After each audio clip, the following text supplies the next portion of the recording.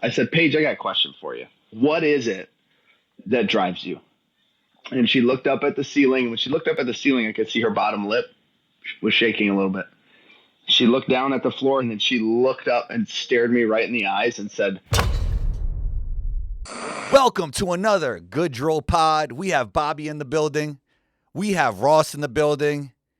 And a very special guest, Reid Ouse, WNBA/NBA trainer who has trained and currently trains Paige Bueckers and Johni Broome. Let's get into it.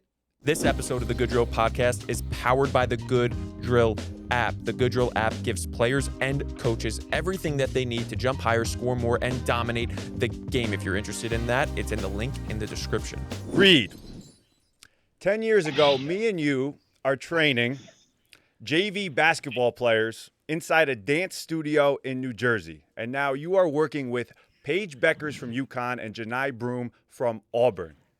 How did that happen? That's a good question, Bob. First of all, the two of us, we should just start there. Two of the biggest ding-dongs on the planet somehow finding their way into a dance studio in Montville, New Jersey. Sounds crazy, but based on how the rest of our stories go, it makes perfect sense. No, it's been a crazy decade. Actually, we're filming this today on the 10-year anniversary of me getting fired from a gym on Long Island, which was crazy. And that's just a story in itself of me moving from Minnesota, being a college basketball coach and moving to the East Coast, working at a gym just to make ends meet. I was getting married, man. I had to figure something out, and my intent was to stay in college coaching. And just started, I was driving to Poughkeepsie. I was driving all over the place, and they thought that, DJ Sackman and whoever we were working with was just going to take all their clients. And so they called me 10 years ago today, said, hey, man, we got to go different ways. And that led to me working with you and a bunch of other guys in Montville. And yeah, it's been a crazy journey. I think I was there, started kind of with you in 2014, 2015. And by the end of 2016 was back in Minnesota, and yeah, things have just kind of taken off. It's just been an absolute whirlwind. What do you think, just to round off the question a little bit, what do you think separates you from other people when it comes to getting from New Jersey gym to working with some of the best players in college basketball? I'm a big believer in you create your own luck. And I grew up on a farm in a town of 490 people. I didn't grow up with just a ton of access to big things that would put you in a situation like I'm in now. And so I've just believed in, number one, you have to work harder than everybody else. And that's all I know, because I watched my dad and grandpa do that growing up on a farm. And then number two is just my ability to connect and relate to people. I think I'm really good at that. I think God blessed me with gifts in that way, just that I can connect with people and make them feel important, but also coach them hard. I think that players deep down still want to be coached hard, and they want honesty and authenticity. And if you know me, there's never really a question of how I'm feeling. I'm going to share that with you. And I think that the authenticity piece has played a huge role in just being able to connect with players and make them comfortable as we attack weaknesses, but also just off the court stuff. And I could give you story after story of just the mentorship stuff. How do you handle real world stuff? Whether it's, Paige Bueckers right now, just flying all over the country doing NIL deals and understanding man, you're this superstar celebrity, but you're a human too.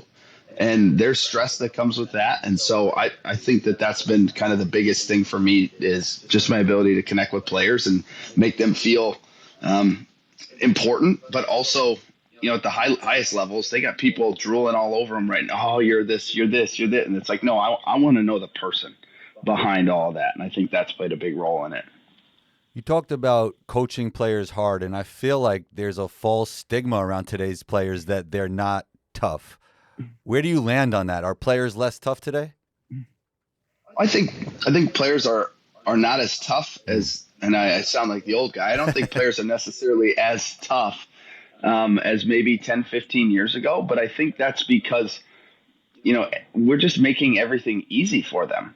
And so that just become the common denominator, that this is easy and players expect it to be easy. And I think as a coach, it can be pretty easy to show them that's not the way that this works. Like in the game of basketball, there are certain requirements, right? And you have to be able and willing to do some of those things that might not necessarily be fun. Things like getting in shape, things like working on your body, things doing like the boring things, and being able to articulate that in a way that like the best players simply choose to not get bored with the boring. And when you talk about toughness, I think we think of like Dan Hurley, like screaming and cussing at people. Like, yeah, you can look at that, but I also think toughness is just, hey, that wasn't great. We got to do that better. And I understand that these are the requirements that you've set for yourself. These are the goals that you want to achieve. And so we need to be better. And I think that that's also toughness. Toughness doesn't have to be screaming at somebody. Toughness is just, no, this is the requirement. We have to do it better. And I think kids actually enjoy that. And then when you build that relationship with them, then I think you can be harder on them. But for me, I'm not the guy. Like, I'm a highly emotional guy. Like, I can get after it. But at the same time, I don't think it's my job to sit here and scream at you and motivate you that way. It's like, no, this is what you said that you wanted to do. I'm going to hold you accountable to that. I think this lack of toughness that is always put on the players honestly has more to do with the coaches and people around them tolerating Absolutely. the lack of toughness. Yep. These are young kids now, 16, 17, getting skyrocketed into stardom. And they're experiencing all this for the first time, and everybody's talking to them. Everybody's in their corner trying to give them advice, take something from them. Who knows? But I think it's really from a team standpoint, you encourage, if you tolerate it, you encourage it. And I just think more and more is tolerated because of how much power is now in the players' hands with NIL, with every opportunity they may have. They have so much opportunity and so much power. And a lot of these coaches tolerate things that weren't tolerated pre this NIL era. You agree with that? Yep. 100%. I mean, and it starts at the youth levels because we've just monetized everything. So now at the youth basketball, you're like giving kids scholarships to come play for your travel team younger than we have before, right? And so now the moms and dads are like, well, for lack of a better term, I got you by the balls, and so we can do whatever we need to, and we'll just move to this program or we'll move to this program. I mean, there's a guy playing Power 5 basketball right now that I think has gone to he's gone to 3 colleges in 3 years, and I think he went to like 4 high schools in 4 years. And he's running around. I'm getting calls during the summer, like he's in town, he's doing workouts for all these programs. I'm like, oh, it's not me doing it. I mean, it's just crazy. We've just given these kids an out from tolerating things. So it's like, oh, if I don't like my youth coach, I'll just go to the next program, and I'll just go to the next AAU program or transfer high schools. And now we get into the college game, and it's like, well, I'm kind of upset, so I'm just going to leave. And I think as coaches, it's very difficult because players now have the freedom to do that. And so it's one of those things, like if you're applying for a job and you're like, these are my standards, and they choose not to hire you, you're like, okay, that sucks, but maybe this wasn't going to be a good fit anyway. Like if I'm not going to be allowed to coach or teach or do whatever the job is the way that I feel is best, then it's probably not going to be a good fit. But I think coaches feel the pressure, especially at the college level, from boosters and stuff. Hey, we paid you this money to get these kids in here. It's not working out. We don't want Johni to come here for a year. We pay him $800,000 and he bounces. So there's just so much pressure there, and it's one of those things. Like it's just continued to evolve and grow and grow, and it's kind of what the game is right now. I don't have a solution on how to fix it, but it makes it easier for. It makes it easier for kids to get away with stuff. And you mentioned, like, I'm at Auburn quite a bit, and they're a team that has done a really nice job in the transfer portal, but they're also a team that has no problem letting people go. Like, hey, I don't care if you're a 5-star recruit, like this isn't working. You got to go, and we're going to work our butt off to find someone that fits better. And that mindset, I think, is going to happen. You're going to see that more and more, where guys are going to be like, hey, dude, this isn't working. Kick rocks. It's time to move on. For a really specifically for like a 13 to 17-year-old hooper that's in high school, what do you think the list is to go through as far as when you should move on from somewhere, or when you should stick it out a little bit? Like, what are some things that you think? And I'm saying that because a big part of our audience is that age group, that high school basketball player. What do you think? Yeah. What do you think are some of the things to consider?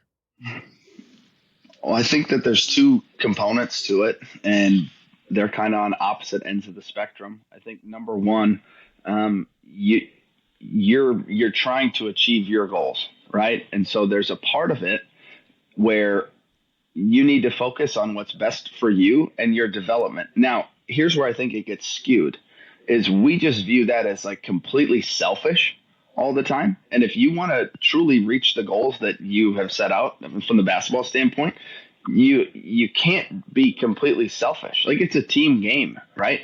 And so we need to do the things to put ourselves in the best spots to develop. But we also, on the flip side, we need to develop things like toughness, right? Like, that's a skill that is required to be a high level basketball player. And so you need to do the things that are going to put you in the best situation to succeed. And sometimes that means staying put and figuring out how to navigate the difficult, kind of the muddy waters that you're in. And I think that's where we end up jumping ship. The first time something's difficult, we're like, oh, it's coach's fault. Like, no, take some accountability here.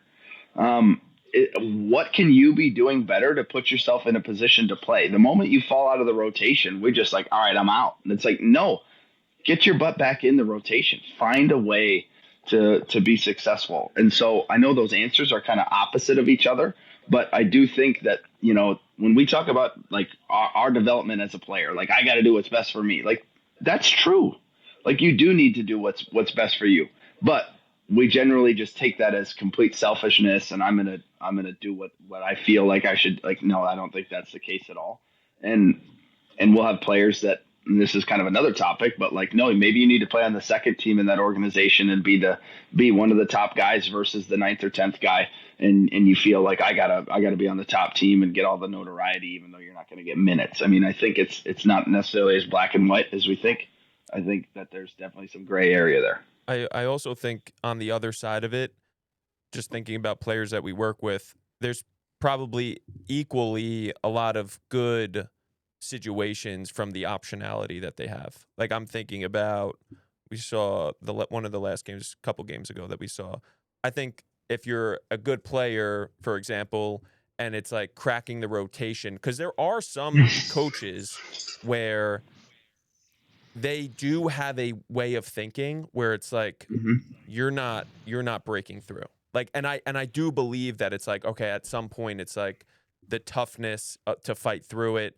Okay, you know what? I have this other option. I'm going to go to this other team where I'm talking to this coach and I feel like it's a better situation. I do think it can work out sometimes, but back to what you were saying, a lot of times also it's because of that optionality, you just take the easier path when it's not the path that's going to get you to where you want to go. Yeah, I agree with that. And I just think the personal accountability piece is huge. That is missing. It's really easy to blame somebody else, right? And so, like, there are times when it's like, hey, maybe your coach could have done something better. We can agree to that. But what can you do that's better? And why do we always ask what the coach can do better before we ask what we can do better? And that's a big thing for me with players, is like, hey, you can control only so much. So just focus on those things that you can control. And if you're taking personal accountability and you're doing all this stuff and it still isn't working out, hey, then let's have a conversation. But far too often we just look at somebody else, refuse to look in the mirror, and we make our assessment off of that. Yeah. How do you work on one's basketball instincts within a skill development session, or do you believe that is more acquired playing your sport? That's a great question. I say this all the time. The best players are the best problem solvers. And I give the comparison of LeBron James and Luka Doncic. And I say, both of them they're two of the best players in the world, but it would be really silly of me to expect Luka to solve problems the way that LeBron does, because he's just physically disqualified from doing a lot of the things that LeBron does. At the same time, I wouldn't expect LeBron to play with such finesse and rely on a jump shooting game when he doesn't have to. Right. And so it comes down to problem solving. You could think of comparison after like a Steve Nash versus a prime Russell Westbrook, right? Like sheer athleticism, explosiveness versus like little white dude who can't get off the floor, but his releases are super awkward and he's just super effective in that. So for me as a coach, I try my best to not speak in absolutes like this is right and this is wrong. It's like what's effective and what's not. Because the moment I tell you, hey, don't do this the way basketball works, the next time down the floor, what I just told you not to do is probably the way that you're going to solve the problem. And so I think that can be difficult in a skill workout. We try to, play a little bit when we have the right groups. But I'll have players that ask me like, hey, coach, should I get to this or should I get to this? And I'll say, yes. And they're like, what? And I said, I don't know, man. Like, there's so many variables. Like, you could get to the same spot on the floor 5 times and take 5 shots, and all 5 of them are going to look differently. Like, where's your primary defender? Is he on your butt? Is he on your hip? Is he in front of you? Is there a help side guy coming? Does the ball need to be here? Does it need to be here? Are we popping it over the top? And to sort of put players in a situation where they're forced to think on their own. There's this concept called toxic charity that I think is really interesting, and it has nothing to do with basketball, but I think it ties in with basketball. It's like if I do something nice for you once, you appreciate it. If I do it a second time, like you anticipate I'll do it a third time. If I do it a third time, you expect it, and then you feel entitled to it, and ultimately you become dependent upon it, right? It's like when we try to help people, and then it just creates this unintentional state of dependency. And I think players get that with their coaches. And coaches are not trying to do this, but it's this idea of, hey, every problem that you have as a coach, I'll solve it for you. And so then there's no pressure on the player to actually make decisions. And so for me, I try not to answer all their questions. Let's say, okay, let's think about it. Maybe you just asked the question. Can you answer your own question? What are, rather than turning them unintentionally into a robot by providing solutions. And so they'll get to a spot on the floor and like, what type of finish should I get to? And I say, okay, I'll answer your question with a question. Where's your defender at? And then it starts to get the gears turning a little bit, which I think players don't necessarily think about in that way unless you give them permission to do it. What was the term again? Toxic curiosity? Toxic charity. Toxic charity. I think so. The way you described it was the levels of it within a one-to-one relationship, but we and you, I'm sure, get players that want blanket cookie cutter answers to everything, and it comes from other people trying to give them that cookie cutter answer that almost doesn't exist most of the time. And you brought this up before about learning about somebody. When you learn about somebody more, then you could maybe help them more and speak onto things more, learn about them, their situation, the context, all of that. But without that, there is the cookie cutter answers. Oh, do this when this happens. There's no blueprint. It's just what is the situation in front of you? Who are you? What are you capable of? And just go. And now let's make small adjustments based off that. Can we learn more and more as you go through this situation? I was just talking with Ross as we're driving here. We're on the phone. I'm like, with a pass, what's important about a pass? It's very simple. Did the ball get to the guy you were trying to pass to without turning it over, right? That's the most important thing. And now at the earliest levels, a pass is taught with 2 hands like this, stationary, with 0 problems. Like you literally gave them not only the question, not only the problem, you're giving them the answer, and you're saying the answer is standing still, 2-hand pass, thumbs down, and you've removed all of the problems and gave them an exact solution. But what's actually important about a pass? Did it get to the person you were trying to pass to without turning the ball over? And that's it. And I think it starts there with how we communicate to kids when they're 6, 7, 8 years old, just learning the sport for the first time. I think one of the biggest reasons why that happens is because, and I'm saying this because this is partially how I was as a young person working with young players, is you want everything to look a certain way and look good. And you are just removing all failure. Like there's no failure. But how I would train somebody to become a better passer now, if I thought it was something very specific that somebody needed, was like, all right, let's play monkey in the middle or something. Let's play. And actually, you know what? We did that a lot. Tobin Anderson at Stack, my coach, we played monkey in the middle all the time. Like high level, we were competing, but monkey in the middle, like constrained space. High level monkey in the middle. High level, yeah. It was high intense. It was intense monkey in the middle. At the highest of levels, Yeah. probably the two-hand pass is probably one of the worst options. I mean, there is no Yeah. right and wrong, right? But at the highest of levels, you're going to need either hand or whatever gets the job done. You're not going to just be passing through somebody's chest. And Yeah, it's funny. That's yeah. how we teach it, but then you look at the highest levels and it never really happens. yeah, it's this Yeah. Never. here on the back. Yeah, most definitely. Yeah. Well, I think to that, I spoke at a coach's clinic in Ohio, and we talked about, like, what's your definition of success? So when a player comes to a workout, I'd say, like, why did you come today? And they would say, well, I came to get better. But the moment something starts to go south or they start to make mistakes, they unintentionally change their definition of success to, I just need to feel good. Because if I feel good, like if I make shots or I do the simple things and I just don't make any mistakes, well, then I feel good, which means it was better. And it's like, well, no, that's not the case. And so as coaches, it's like, how do we attack our practices? Like, well, all coaches are going to say, well, we need to get better today. And yet then we put constraints on drills so that we don't turn it over, so that, oh man, hey, we played 20 minutes today and we had one turnover. I was like, yeah, but did you score the ball? Like, did you get better? What were you trying to do? Were you trying to get better or were you trying to avoid mistakes? And I think as coaches too, we see that a lot where it's like, hey, we got to stop and actually look, like, how do I define success? We can say it's getting better, but are we actually doing the things that are getting us better? And I see this at the youth level, like with layups. When we're teaching kids to shoot a layup, they'll be on the right side of the floor, and the kid will run and it'll be smooth, and their right foot will hit, and they'll jump off their right foot and finish with their right hand. And coach will be like, no. Still to this day, they're doing that?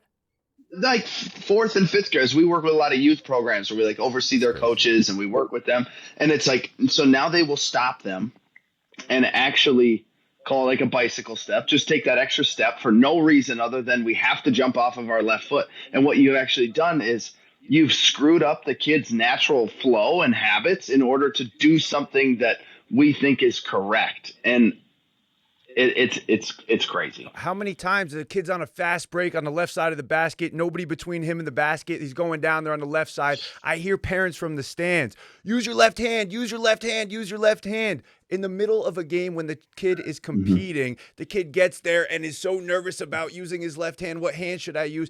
You completely robbed him the focus of putting the ball on the hoop. What are we working on here? What is actually important here? Time, place. Go make the freaking layup. Like, I don't want kids questioning how when they're in the middle of a game. That's whether I agree with it or not from a training standpoint at all. It has nothing to do with it. But like, at least let's not do that in the game. Go make the freaking layup. You're on a fast break. Win. And think about this: 2021 National Player of the Year, Paige Bueckers. I think she took 5 shots with her left hand all year. Yeah, like she finished a ton on the left side of the rim. It's about problem solving. Yeah. You think Gino's like, dang it, Paige, next time, shoot it with your left hand. I know you made it, but like what are we talking about? Yeah, I mean, now if she was getting blocked every other time she goes, Yes. she's not finishing, she's not scoring. Okay, Paige, we got to work on, some more finishes. Get your left hand involved a little bit. It's going to give you more options, but she's killing. She's killing. She's as good as it gets. Nobody cares. Yep. Even at the college level, some programs are teaching you have to shoot your layups off 2 feet, which is All the time. I don't get it at all. I don't understand it. We work with somebody that is always, every single game that he plays, and he's playing at a very high school level, is always the most athletic player on the court, and he doesn't finish going full speed. He is the fastest, jumps the highest, has the longest arms. He is one of the best athletes always on the court, and he's always stopping. And you don't know for sure, but there's got to be something in your head when you have all of that ability to say, what's your goal? Like, what's his true goal? If I were to know his he would say, oh, I want to dominate, I want to win. But what's the thing that he cares about the most? Probably not taking an out of control layup, not missing a layup, not turning the ball over. There's something in his head that he cares about that more, and you can say that because the actions will speak. The actions speak. So it's honestly, thinking about it, he had when we were at the game the other day, he had a 5'8" little white dude on him. He's 6, what is he, 6'5", 6'6". He's on his left side. He's going down the sideline on the right side. There's nobody at the rim. He can take off from, I don't know, outside the lane line at any point and dunk the ball. He gets to 2 feet, stops, nothing happens. Like, Who's teaching him that? I don't think it's a teaching thing. Yes, it's a teaching thing, but I think at the end of the day, I think it just comes down to it's a fear-based approach. I would not put, I don't know for sure, I would not put my money on it that he genuinely believes that this is the best option for him to go win and dominate every single time, get to 2 feet, every single time slow down your momentum. It's like you can go take off 1 foot. You're allowed to. I would guess somebody's telling him to, like, all the time, somebody's telling him to play with more control. Yes. Play with more control. Play with more control. And now how he intakes that information, this is what happens. Now he's second-guessing himself with a 5'8" kid under the rim where he could take off 2 feet outside the paint and dunk on that kid. No problem. Like, it wouldn't even be a thought. If he just went in, I'm going to go dunk the ball, that's what he would do. But now he's trying to appease the coach, play for the coach, and play under control. And we always talk about losing the plot. Go dunk on that little kid. That's it. Yeah. So Shane Hennon is a good buddy of mine. And he was in South Dakota, and it was like probably 2-3 years ago. Wisconsin played St. Mary's at the Sanford Pentagon in Sioux Falls. And, Wisconsin is like the old Jay Wright, Villanova, like we jump stop everything. I've worked with probably 8 to 10 Badger guys, and hurts my knees just watching it. Everything's a jump stop. Everything in there. Shane got to watch a practice. He got to watch a shoot around, and then he sat courtside for the game. He's like, Reid, guess how many jump stops they got to in the game? I'm like, how many? He goes, 2. They got to 2 feet all the time, but they're playing like outside, inside, like a 1-2 and playing off 2. And it's so funny to me that they're like, we jump stop, we drill it all the time. And then it's like, but you don't even do that in a game. Like, they can't even see that what you're doing. Like, I get it, playing off of 2 feet with contact. Like, if you're not, I tell players this, if I'm in a blow-by situation, race to the rim. I got to get there in the least amount of steps, least amount of dribbles. But if I got a guy on my hip and I go full speed and I go from the elbow to the block, he's still on my hip, that's a situation where I haven't gained an advantage by being fast. So then I would play off of 2 feet. But it's situational. It's not absolute. So now what you're doing with the kid you're talking about is like, hey, play off 2 feet. Like, yeah, maybe 5'11" Timmy back there needs to play off of 2 feet, but not 6'6" dude that can play above the rim. Like, it is different. That goes back to LeBron versus Luka. Like, just get the kid to solve the problem and let him hoop. Yes. And there's somebody on his team that has a fraction of the athleticism, a fraction of the natural ability that just does that, just plays, and the impact shouldn't be similar, in my opinion, between the two players, and the offensive impact or like getting to the rim impact is similar, and it shouldn't even be close. Yep. I feel like overseas, there are some absolutes from a team perspective, but from an individual perspective, when I first went over there, you started seeing the same leg layup, all kinds of interesting ways to get finishes off. And I think that partly could be because there are less absolutes. I don't know if you coach it all over there, but is that maybe part of the reason why international players are thriving here today? Yeah, I mean, well, I think there's a lot of reasons why they're thriving. I think you can go to the fact that they, at the younger ages, play with a smaller ball on a lower hoop, right? And so, like, they're building. You never see a European kid load that sucker to their hip and start launching it because they were never required to do that. Like, if you're in third grade in America and you weigh 87 pounds, like, you have a 10-foot rim. Good luck.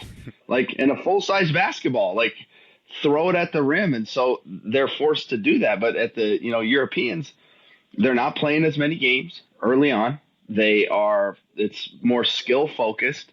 And imagine playing with a smaller basketball on an 8-foot hoop when you're young. It's like, well, of course your mechanics are going to be better. And so I think when in America, like, we're going to say, hey, you're going to play 60 games this summer in 5th grade.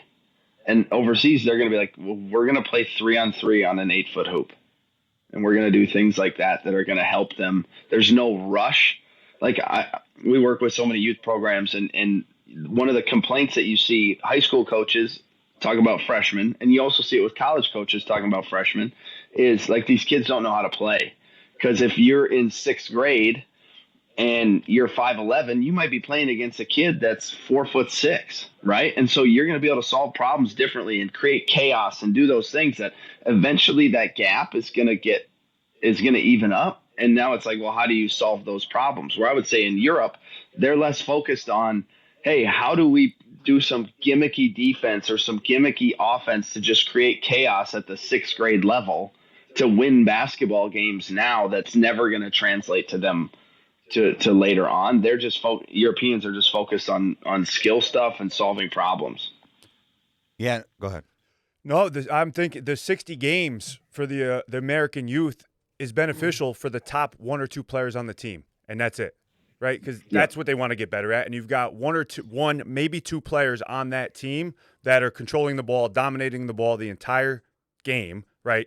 They're the ones making all the decisions. They're the ones solving all the problems. And then the next three guys and everybody on the bench, they're either sitting on the bench or they're running up and down playing defense, trying to grab rebounds, and hopefully I catch the ball 3 times this game. Zero development. That's it. Zero development? For those kids. Well, they're getting Also, cardio. you know, another thing in Europe is you actually have to go through some coaching. Here in America, like, you could just be a coach if you want. Let's take a quick good break. Just want to remind you that this episode is powered by the Good Drill app. Whether you're a coach, a player, and want a full skill and strength system that adds inches to verts, gets you dominating in a game, scoring more, and becoming an absolute monster, go click that link in the description and get started now. I know. That's why we just came out with this levels program for youth coaches, because like they were like, what should my third graders be able to do? I mean, you should see how often we're in the gym and coaches are like, they get 2 hours of practice a week and they spend the last 20 minutes of one of them playing knockout or lightning or whatever you call it, or what, because they have no idea what to do. It's like, well, our kids aren't getting better. Well, yeah, it's because you just wasted 30% of your weekly practice time doing nothing because you have no idea. Like, you don't understand spacing concepts. You don't understand anything. And then we'll get in the gym and say, hey, coach, anything specific you'd like us, our team to work with you on tonight? Like, well, we need dribble moves to the rim. And I turn and look and they throw the pass and the kid hits him in the chest. I'm like, bro, dribble moves to the rim. Your kids can't catch the ball. And so it's this idea that, like, we need to improve the coaching in America first and foremost, because these kids can come and spend a lot of time with guys like me, guys like you, but at the same time, like, they're with their coaches throughout the course of the week, spending at the high school level, spending 20 hours a week with their coaches. Like, their coaches, I think, need to have the education and the resources to do a better job with that. As bad as knockout is, for 20 minutes at the end of an hour practice where you only have 2 practices a week, what pains me even more than that is the amount of time standing in a line. Yes. They're just standing in line.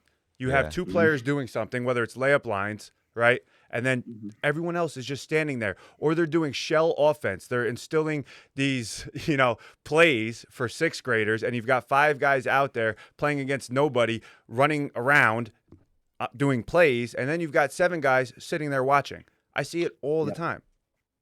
Yep. Not just an inefficient use of time. I have like 3 people in my brain that I have to get that over to. It's in your bio. We'll also link it below this. Yep. Yep. Okay, cool. Wait, first of all, Long Island. Where in Long Island did you work? We lived in Huntington Station. I grew up in Dix Hills, Huntington Station. Dix Hills, right down the road. There we go. Where at in Huntington Station? It was right over by St. Anthony's. Yeah. I went to Hills West, so it's right there. Yeah, I used to play the Wolf Hill Road. Yeah, Used to hoop there. Yeah, let's go. Yeah. I'll go back. We'll take the Long Island Railroad. My guy Hector is running the train. My wife's like, bro, you haven't been back in 6 years, and Hector still remembers you.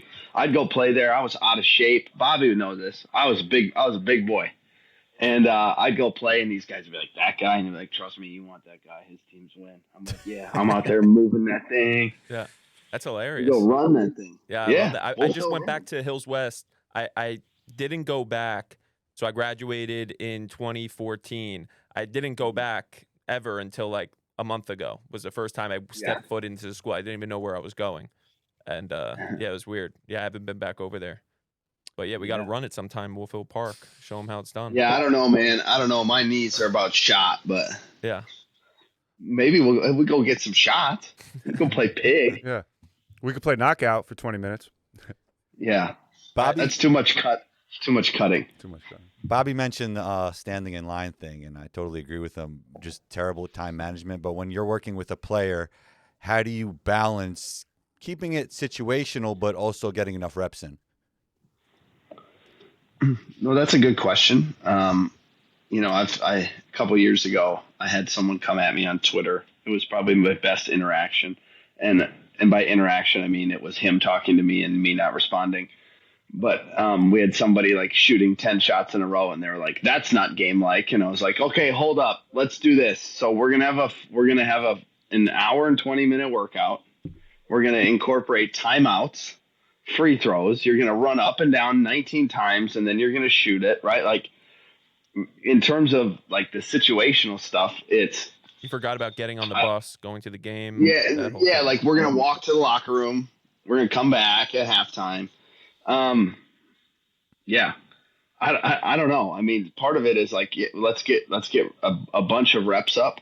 We run everything that we do is in a small group format, and so I think that there's some days where we're gonna get after it, and like it's gonna be high intensity, sweating, like physically challenging, and then there's gonna be some days where it's just like, hey, we need to hone in on some footwork stuff. And we might go 15 minutes, and there's not going to be a whole lot of sweating. We're just going to kind of lock in because we want to make sure that we get this figured out. So I think it kind of varies. I don't know if that answers your question. That was kind of all over the place. Yeah, I think the volume and not sweating aspect of it is probably really important in the season when you're already playing a bunch of games, Yeah, 100%. I also think. Yeah, and go ahead. The players themselves. We talk about this all the time. If we're working with a player, we're working with them on the court 2 to 5 hours a week max. They're working out. We're only a percentage of how much time they're on the court. Like when it comes to reps, if they need a certain thing like reps or volume or whatever, they on an individual level will always dictate that. Like it's so much as a trainer, as a coach, there's a thought of like you need to make sure you're covering everything, but it's like the player is going to train way more without you in total if they're actually like for the most part. Like there's certain like maybe you're in a different situation, but for most people it's like they're going to go work by themselves or with somebody else more than with you. Yeah, no. So Bob, I mean, you were talking about how the best kids, get the most benefit from some of those AAU teams. And probably those kids need a little bit more skill development, and the kids at the end of the bench probably need to just play more and get more reps. I think it's just like different for everybody. Yeah, most of these kids, I don't know, Reid, if you agree with me, the kids that end up being 5 stars or high majors or Division I players, typically, I know there's exceptions, but they were probably the best players when they were in 3rd and 4th grade. Like very early on, their dads got them into the environment that was hyper competitive. Their dad was pushing them into the EYBL or the sneaker circuits. They were always in that arena where they were always competing against the best. And I think that's more often than not. You have late bloomers, kids that were, unranked, no one ever saw, became, NBA players. But I think more often or not, the players that end up high major were playing the high major version when they were in 3rd, 4th grade. And they have just that amount, 10 years of development competing against the best. And I think there's a lot of players that are like on the outskirts of that, right, that want to be that, but never really can take that step to being somebody that's contributing on one of these teams. So rather than working, developing, if they stink at dribbling, working on their handle, working on their shot, working on what they need to do to be able to make reads in the game, they're literally just trying to be with these guys that are the top 1 or 2 players running up and down, being role players from an early age. I don't think anybody should be striving to be a role player in 3rd or 4th grade. That might be your truth right now, and you might be a role player in 3rd, 4th, 7th grade, but you should be working to become as good as possible and somebody that has as many options as possible. And I don't think that happens. Or I think that's like what happens to a lot of players that don't make it or don't become as good as they want to become. Yeah. Well, this is, talking to the elite players. Like, so I was at Auburn last week, and you and I have talked about this. Like Tahad Pettiford. Like, so Tahad is one of the best freshmen in the country. Auburn's number 1 in the country. Like, Had's coming off the bench, and his dad was down there. I didn't get a chance to talk to him, but people, I was talking to one of their old GAs from last year, who's now with the Texas Legends. We were talking about Tahad. Like, okay, he's played his best games this year against the highest ranked opponents. Like, they're playing Houston, like 4th in the country. Tahad goes for like 21. Like, dude's got ice in his veins. And it's like, how is he capable of doing this? Like, you don't realize that he's 18, 19 years old, but this dude was like the hunted guy for like the last 4 or 5 years at Hudson Catholic. Like, everyone's like, who's the best Jersey guard? Right. And so Tahad gets to Auburn. He's like, I'm cool, man. Like, that change in mindset has allowed him to, like, it's obviously not easier, but personally, like, he's just like, I'm the 6th man. I can come in, I can get buckets. I'm going to play 18 to 24 minutes tonight. And the way that he and his family set it up for him to be successful is because he was constantly in those super competitive environments growing up where everyone wanted his head on the platter. They're like, I want to go at Tahad. I'm better than Tahad. So he was consistently in those competitive environments where he was trying. So even though he was probably the best player, he was having to prove it every single time. So now he's at Auburn. He's just like, I'm good. Like, this is chill. Yeah. And Tahad wasn't a 5-star recruit going into high school, and I think that also served him a lot because when he was in middle school, he was tiny. And he's still not the biggest guy, but he was like tiny, 110 pounds as an 8th grader, something like that, maybe 130, whatever it was. But then he had, like, nobody was looking at him like that at that point. And then he had that big step, and I think he had that chip on his shoulder from probably growing up in those competitive arenas against bigger, stronger athletes that were getting more attention to him. And then it was like, I'm going to get there. I'm going to get there. I'm going to work. I'm going to put my head down. And then he hit his growth spurt. Now he's 6'1", taking off from, everywhere, dunking the ball. And it's like he was ready for that moment. And then he had 3 years of high school basketball where he was that guy. And you put those two together and you see somebody transition from the high school level to the number 1 school in the freaking NCAA pretty simply. Yeah. No, he's handled it very well. Yeah. Kyrie Irving and James Harden, in my opinion, have impacted skill development more than anybody else. Is that more, and I could explain it, like we see everything is like an ISO move into a tough 2 or a tough 3, a lot of step backs, a lot of dribble combinations. Is that more of a gift or a curse when it comes to the landscape of skill development? Well, I think it goes both ways. I think you're showing players what they're capable of and like what's possible. So I've said this, like with James Harden's step back, for example. There are times when he gets to an early pickup and he travels, but people that just say like, well, that's a travel. It's like, well, no, sometimes it is. Like, we've seen some like Shaqtin' a Fool bloopers where it's like, bro, you picked that thing up, you skipped twice, and then like that's a travel. But I think it's also opened up for dialogue of, okay, if I'm attacking the rim and I can get to my pickup and I step 1, 2 and get to my finish, that's legal. Okay. Well, why can't I take 2 steps backwards once I get to my pickup? Like, the rule book doesn't discriminate against specific movements. It's just the rules are the rules. And so I think from a positive standpoint, those guys have pushed the envelope, right?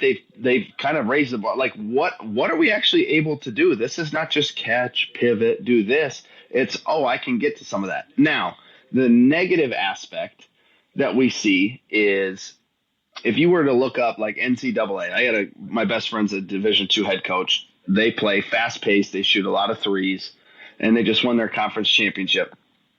And he's like, Reid, there's like 3 guys in college basketball that should be shooting step back threes. Like 3. Like, that when you look at it analytically, this is a good shot for you. There's like 3 in all of high major college basketball. And so I think that's the difficult part, is that you look at some of it as like, hey, let's see what Kyrie, what Harden, what they're doing. Let's pull aspects of it. but then also understanding like there's stuff that they do that really, really good players, it's not a good shot for them. And kind of balancing that out, because you see players like, I can make that shot. I'm like, I know you can at a 27% clip. And we don't want you shooting 27% shots, right? And so I think that's where it's been interesting. I enjoy it because it's like, oh, I never thought about it that way. Basketball's creative. Like the best players are super creative. So you're watching these guys do something. Like how many times you watch them and you're like, whoa, hold up, what was that? Right. You're like, okay, I'm interested. It's got my gears turning a little bit, but then also understanding like what part of that is translatable for me and what part of that is like, yeah, that's not me. The tough thing is it's just so fun working on that stuff. That's the tough part about it, because everybody wants to work on the double step back and everything else and all those dribble combinations into a tough shot. It's fun. Yeah.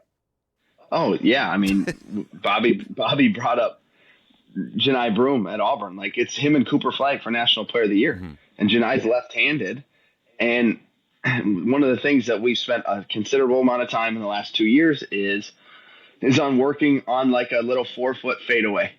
So like, hey, if they're playing Alabama, Cliff 6'10", 6'11" in his chest, Grant Nelson at 6'10", 6'11" on the backside. So Johni's fighting Cliff. Well, here comes the other, almost 7-footer. Don't fight two of them, right? Get to a little bump, transition, fade, hit it, and he hits two of them. They're great shots. Then we get to like the next game. They're playing Arkansas, and he turns and should go left shoulder, right hand hook. Boom, he gets to the fadeaway, and it's like, no, go through his chest, right? Because the fadeaway is legit. He's hit it probably 15 to 20 times just this year. It's a good shot for him, but also like you got to know time and situation. Like that fadeaway should be last resort. Like, hey, I'm going through your chest. I'm trying to dunk on you. Oh, there's another 7-footer there. Now I'm going to transition my weight back and get to that. So that's the negative. Like I'll joke with the coaching staff, and they're like, that damn fadeaway that you taught. I'm like, I know, but he's made the right decision more times than not. But then it goes back to, oh, are we settling for the bump fade versus going through the chest and shooting free throws? And like, well, how does that change the mindset? Things like that, which is a challenge. It's important to have the option, but it's equally important to know when to use that option and which option to use. Absolutely. Yeah. Absolutely. Go ahead, Ross. I have a question here. I got a couple questions here, but so I was going through your Instagram this morning, and I saw you talk about coachability, and you were talking about how Paige Bueckers is extremely coachable. I just saw something about JJ Redick talk about how coachable LeBron is, which would blow most people's minds that he's that coachable, and I don't think JJ Redick's lying. What do you think it is about the best players that make them coachable? Well, in the video that I talked about Paige and her coachability, she really taught me an important lesson, because I had always viewed like confidence to coincide with arrogance. I thought that, oh, they're pretty similar. And so then humility, I'm like, well, what is humility? Maybe that's insecurity. And what I realized with Paige is incredibly coachable, but her confidence is through the roof. And so like, if you're going to be coachable, like you have to show humility, right? Like you have to be humble enough to acknowledge that you don't have all the answers to all the questions.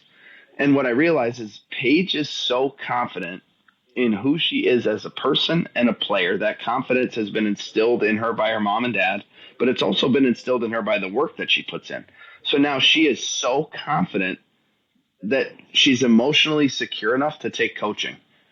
And I thought that was really interesting. And it's like, no, I think confidence and humility run together, because in order to be humble, you have to have a high amount of confidence to be able to admit that you need help.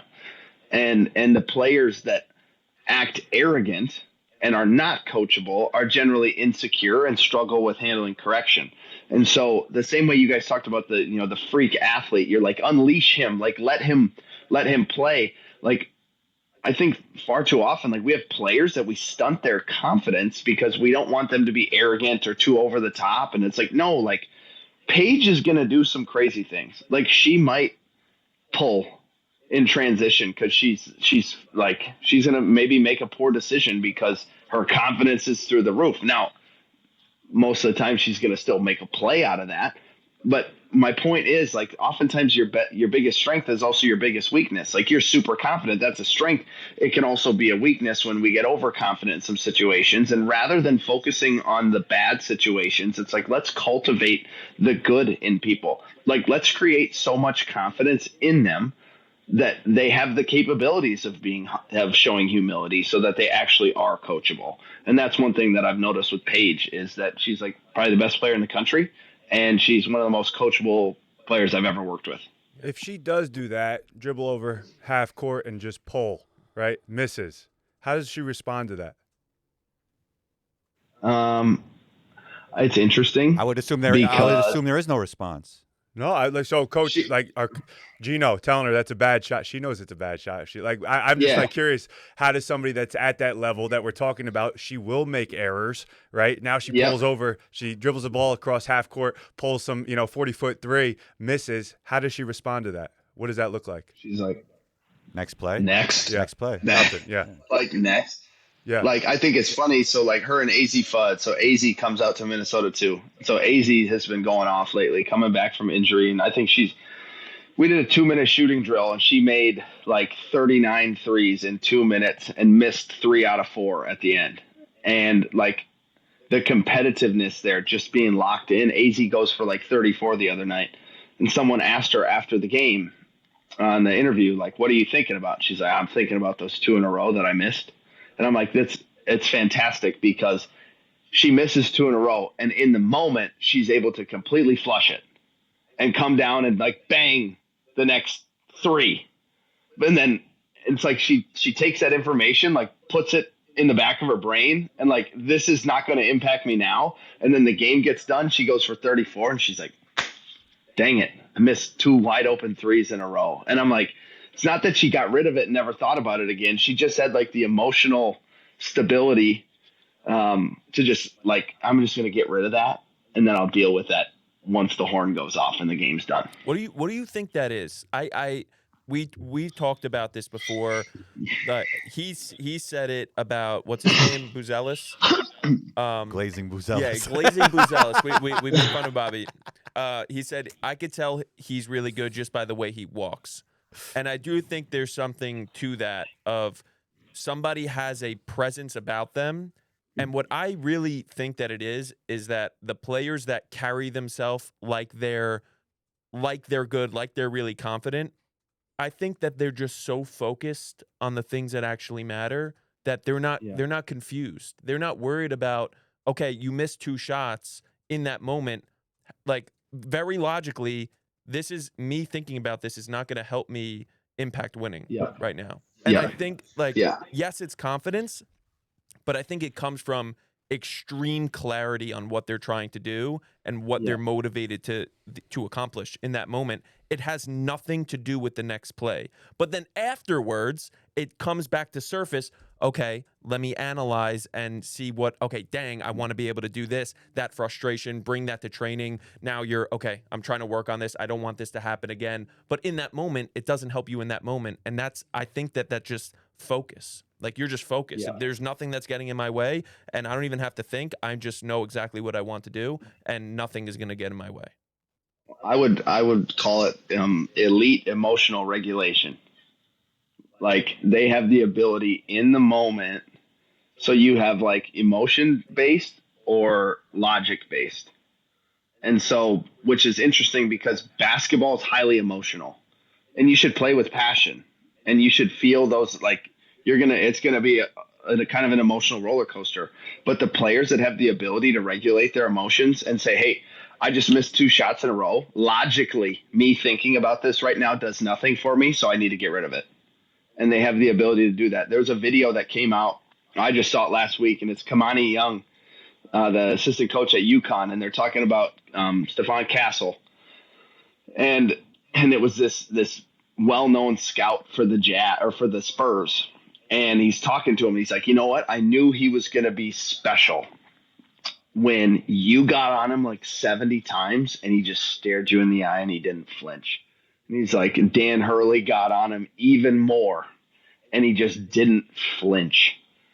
And we knew that there was a toughness there. Like, and I think that that's really interesting. Like, you watch Paige Bueckers, like, she's out there. No one cares more than she does.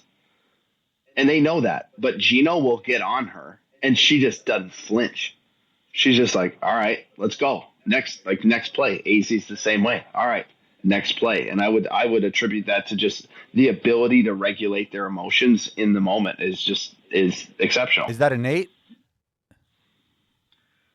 I mean, that's a good question. I think that's something that you could debate. I mean, I think that you look at coaches, you look at players, like some people are way more emotional than others from an outward standpoint. Like for me personally as a player, it's been a long time, but I'll be honest. I didn't respond.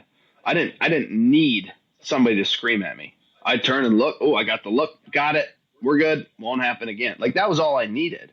And I probably wasn't going to respond to a specific type of coaching. But for me, it mattered so much that like it was the standpoint of like if Bobby's my coach, if Bobby's yelling at me, like you're not going to make me care more. Like I can't possibly care more. And so I think for some of those players that, I mean, that's a good question. I don't know. Part of me thinks that it is. Part of me thinks it can be partially kind of developed. Somebody like Paige, I just kind of think that's who she is. Since she was 14 years old when I first watched her play. It was like, I mean, she played in a state tournament game. She had 35 points and about 12 assists, and she could have scored 50. Like she got to the rim, like layup, like, I'll give it to my teammate so that she can feel good about herself, layup. And it was like, she's 14. Like you could just tell the emotional regulation was there. I think it's both. I think there's definitely people that are just born with innate confidence and self-esteem. That wasn't me, right? I definitely wasn't that person. And that fear or emotional insecurity that I had led me to dark places. But so my story, 12 years of recovery now sober, it's like I got there, right? I wasn't born with it. What I was born with was emotionally insecure, immature. I care what everybody thinks about me and I'm a loser, right? That's what I was born with. That was the belief I held until I was 24. Now at 36, I think I'm pretty secure. I could put myself out there. I'll share my actual opinions. I'll be who I am. I'm not acting in a way to people please. I'm not speaking in a certain way based on who I'm talking to. I don't really care. I'm not going to say I don't care 100% what people think about me because I think we all want to be liked. But I guess to sum up my answer, I think it can be both. I think it can be learned. It's not easy to be learned. And I think most people that struggle with it don't ever overcome it. Fortunately for me, I was absolutely broken, and it was like two choices: die or overcome it. Luckily, I chose overcome it. Probably a lot of it comes down to parenting too. Yeah, the environment you grow up in, of course. Yeah. And that's what he said, but how these players were raised by their parents in the beginning. Yeah. Mom always told me I was the best. My mom told me that. I didn't believe her, though. It's a good Jewish mom. I believed her. Yep. Yeah, you did. So we're about to wrap up here. Does Bobby or Ross have any final thoughts? All right, Reid. Could you see Paige's talent immediately? Was there a first moment that you realized Paige was going to become a star? What did you notice? What was immediate? So we started working out in 2020 before she went to UConn. And I'll never forget this moment for the rest of my life. We're in a gym, and we're working on a basic finishing concept. We're on the right elbow, and she missed a couple in a row, and she's visibly frustrated. And I'm just trying to get to know her. So I just stopped. I said, Paige, I got a question for you. She looked at me, and she was kind of annoyed. And I said, you just won USA Basketball Female Athlete of the Year. You're on the cover of Sports Illustrated, Slam. You're Miss Basketball. Your team won 70 games in a row. You got all these accolades. And I just was excessive in listing off her accolades. And I said, and you're in the gym right now and you're ticked off. She looked at me like I was stupid. I said, what is it that drives you? And she looked down at the floor and she looked up at the ceiling. When she looked up at the ceiling, I could see her bottom lip was shaking a little bit. she looked down at the floor again, and then she looked up and stared me right in the eyes and said, "I want to be the greatest women's basketball player of all time." And I thought, I'm never going to forget this moment for the rest of my life. Like, there was nothing emotional from, like, she wasn't crying or anything like that, but just asking that question, like the amount of passion and intensity. And like, I get the chills talking about it. Like, her lip shook. I want to be the greatest women's basketball player of all time. And it was like she stared right through my soul. And I was like, wow, you are wired different. And I knew at that point that I had seen her play quite a bit, but I was like, she is different. She is cut from a different cloth, and she has the ability to be really special. I think a lot of people say things like that, but few actually mean it and believe it 100% through and through. And there's a difference. Yeah. And you could tell just in the emotional response from her that it was like, oh, you mean this? You believe this? Like, this is different. I wanted to try to get this good take segment going. We could just do like one take. Maybe just the guest does it. We're doing this on the fly right now. One take. Do you have the take? Do you have the No, question Reed's for him? going to give us a take, and we're going to say good take or bad take after it. So something you've been thinking about, you're just going to give us a take. This is the first time we're ever doing this. It could go bad, but hopefully it goes good. Give us a take, and the three of us will vote good take or bad take. Okay, Johni Broome, National Player of the Year over Cooper Flagg. He's got more points, more rebounds, played arguably the toughest schedule in college basketball history. And I know it's not Duke's fault that the ACC sucks, but Johni Broome over Cooper Flagg, National Player of the Year. Book it. Bad take. No. I'll start. Let me start. I got it. I'm biased. I have a tie to Auburn. Good take. Done. Bad take. I want to go medium take. Can I go medium take? Hey, No, hold good or up, bad? hold up. We don't. I said this was my take, and I explained it. Combo's like bad take. Next, hold up. If we're gonna do this segment, I need combos. He doesn't have. No, I have. When I watched Cooper Flagg play against North Carolina, all I could think about was this North is what it would Carolina look sucks. like if LeBron James played college basketball. Oh, my gosh. Now, he's the best player in college basketball. We saw what he did against the Team USA team, hezzy pull-ups against AD. I just feel like his feel for the game, his two-way impact is going to be a game changer at the NBA level. Will he be a go-to guy on a championship team in the NBA? No, but I think he could be one of the greatest Robins in NBA history. We're talking about NCAA Player of the Year. Thank you, Bob. You're bringing up Your Team USA description- and what he's going to do in the NBA.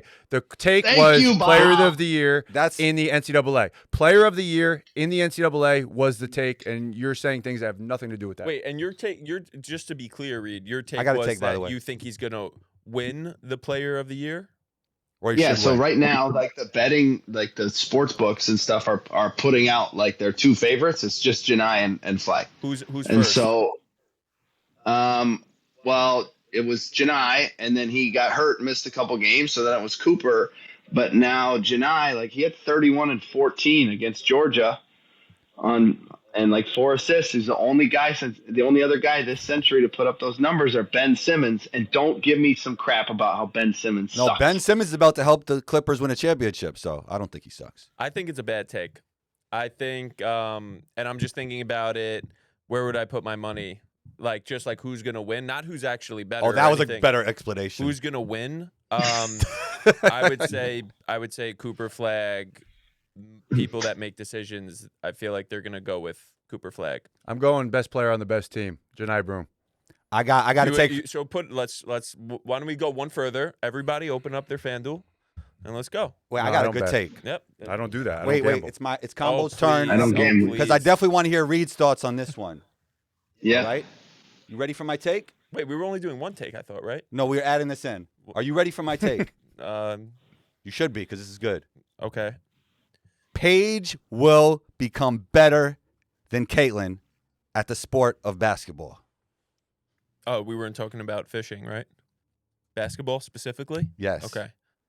I think Reed. I get asked this question a lot. I didn't ask you a question, I Reed. have- I'm just giving you my take. Good take or bad take? No, you said that Paige will be better than Caitlin Clark? Yep. I think it's a good take. And I got no disrespect for Caitlin Clark. To be honest, Diana Taurasi just retired. Mm-hmm.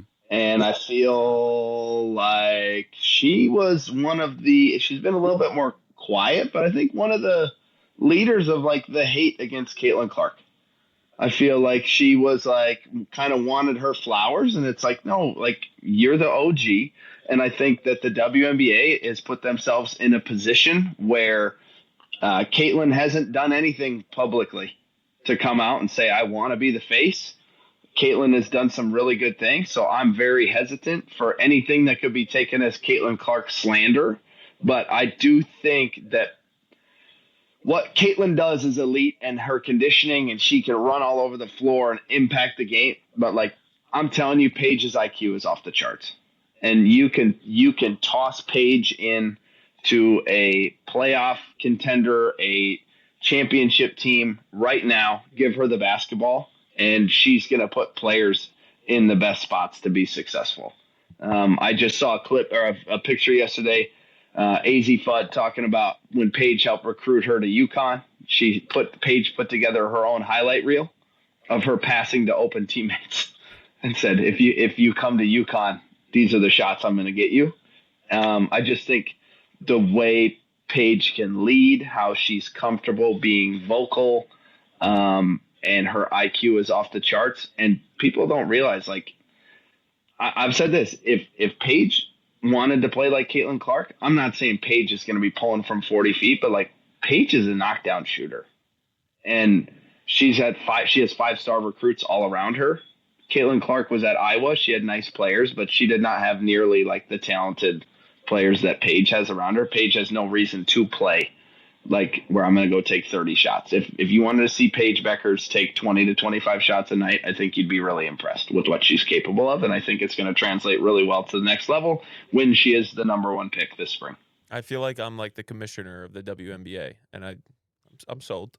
I'm sold. I was don't gonna follow say either enough to even have an opinion. That's sad. I know. I'm sold. No take, Bobby. On this. No. It was bad take, but now it's good take. No, it's good take. Now it's good take. All right, so there's no more takes, right? We're done with takes. We're done with takes.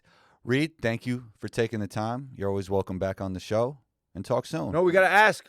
You got to ask him what he's got. What do you have coming up, Reid? And where can we find everything regarding you on social media and anywhere else?